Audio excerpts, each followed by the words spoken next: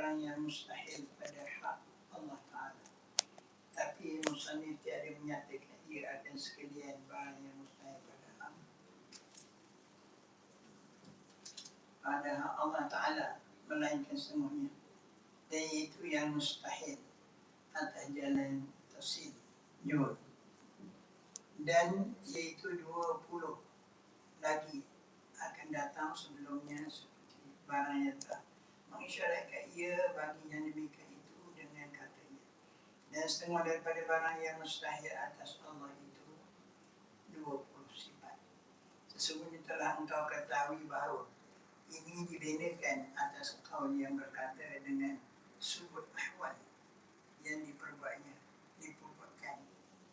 atas tarekah yang berkata ia dengan bahawa segala perkara itu 4 bahagi.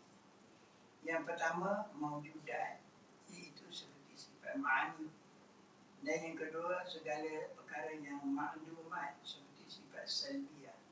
Dan ketiga, segala perkara ahwal, seperti sifat ma'nawiyah. Yang